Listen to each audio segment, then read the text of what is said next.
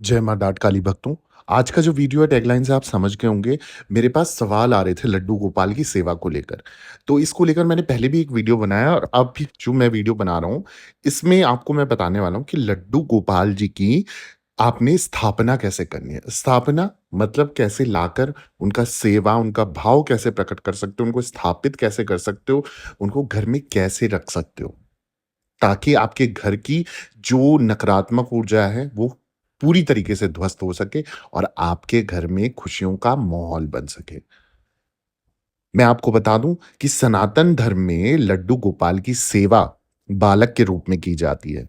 रोजाना उनको कुछ ना कुछ विशेष चीजों के साथ अभिषेक कर कर सुंदर वस्त्र पहनाए जाते हैं।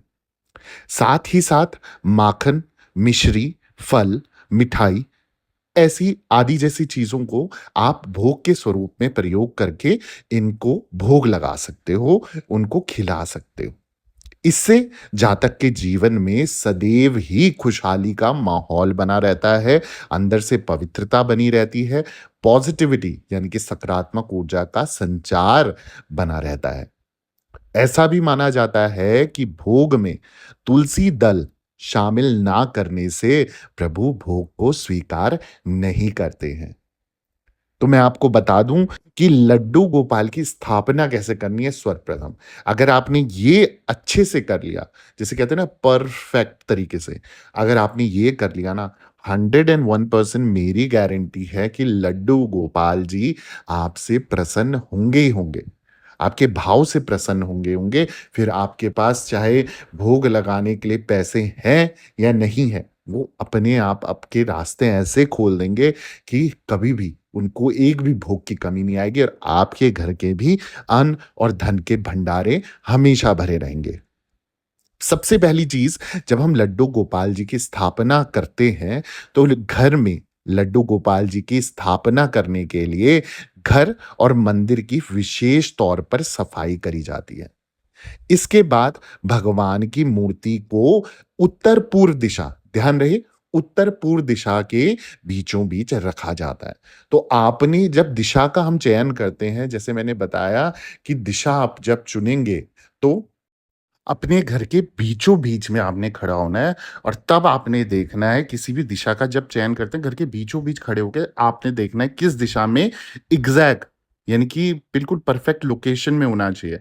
तब जाके आपने उस दिशा को देखना है कि उत्तर पूर्व दिशा आपके घर में कहाँ पर पड़ रही है और ठीक उसके बीचों बीच में साफ सफाई करके पूरा आपने क्या करना है, आपने जो पोछे की बाल्टी होती है ना, उसमें थोड़ा सा आप नमक डाल दें, थोड़ा सा सफेद जो प्लेन विनेगर जिसे हम सिरका कहते हैं हिंदी में, वो आप डाल दें एक ढक्कन, और फिर उससे पोछा लगाएँ। पूरे घर का आप बिल्कुल अच्छे से धुलाई कर दें, अगर कर सकते हैं, नहीं कर सकते तो थोड़ा पोछा लगा के भी आप कर सकते हैं। उसके बाद गंगा जल का छिड़काव अवश्य करना है हमने, और अगर हो सके तो गाय के गौमूत्र का छिड़काव भी पूरे दहलीज में, आपके मेन गेट में, सब जगह पर इसका छिड़काव होना है।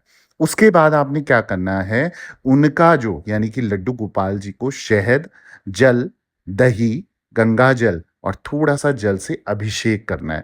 एक-एक करके आपने इनका प्रयोग करना है और उसके बाद उनको स्नान कराना है इन सामग्री से। फिर उसके बाद आपने क्या करना है, जो चौकी है, जो चौकी आप उनके लिए लकड़ी का पाट बिछाएँगे ना, उसमें पीला या लाल कपड़े का आप प्रयोग कीजिए, जो कटा-फटा ना हो, कहीं से भी बिल्कुल डिफेक्टिव नहीं होना चाहिए, गंदा नहीं होना चाहिए, साफ कपड़ा किसी भी पूजा स्टोर से या ऑनलाइन आपको मिल जाएगा। पीले कपड़े का ज़्यादा अगर आप प्रयोग करें तो बेहतर रहता है, और ये बिछाकर लड्डू गोपाल जी को विराजमान करें। अब उन्हें एक सुंदर से वस्त्र ज़रूर पहनाएँ।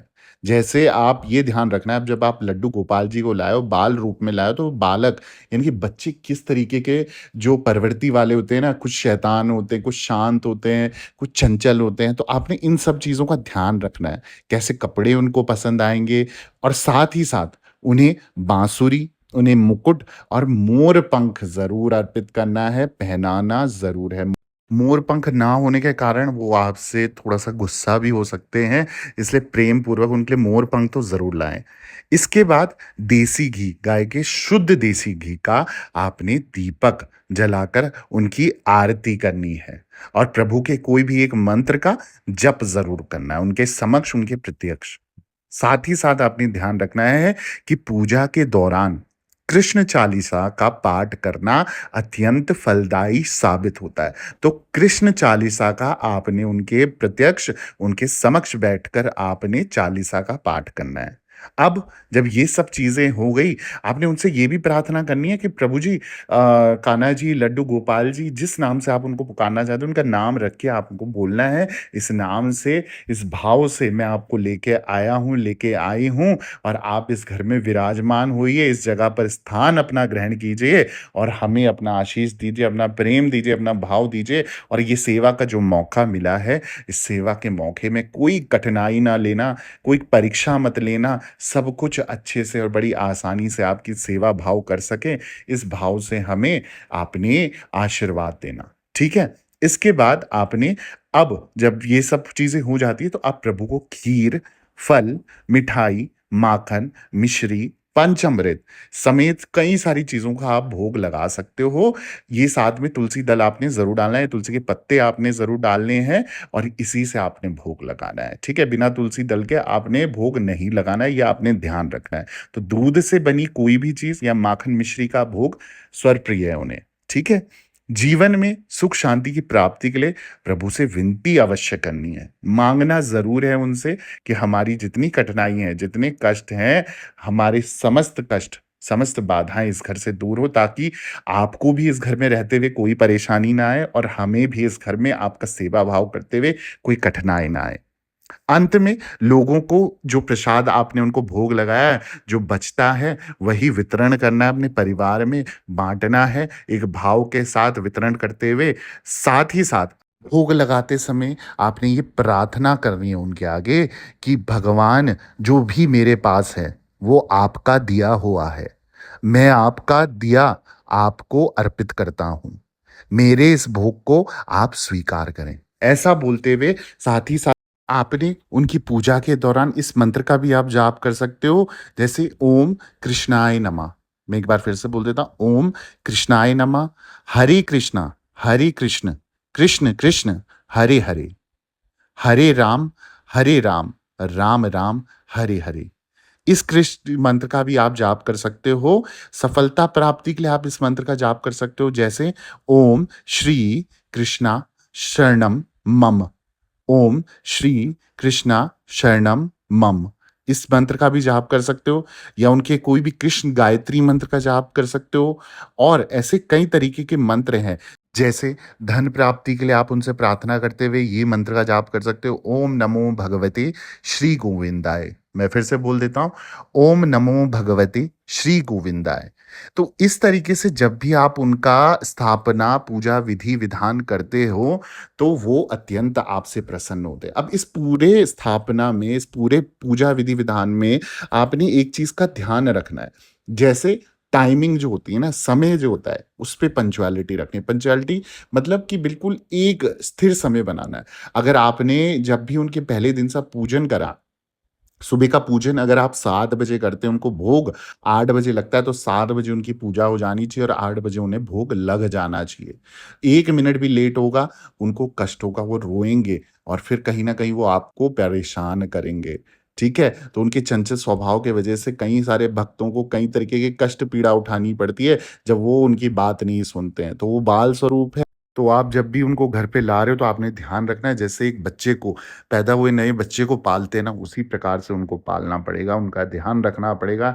उनकी किसी भी चीज़ में, उनके वस्त्र से लेकर, खाना-पीना से लेकर, उनके सोने से लेकर, गर्मी, सर्दी, बरसात से लेकर हर चीज़ का आपको ध्यान रखना है। कब उन्हें ऊनी कपड़े पहनाने, कब उन्हें कम कपड़े पहनाने हैं, किस तरीके से उनको ध्यान रखना है, किस तरीके की बाँसुरी उन्हें बार-बार बदल के देनी है, क्या खिलौना उन्हें चाहिए, सब चीज़ आपने समय-समय पे ध्यान रखना है।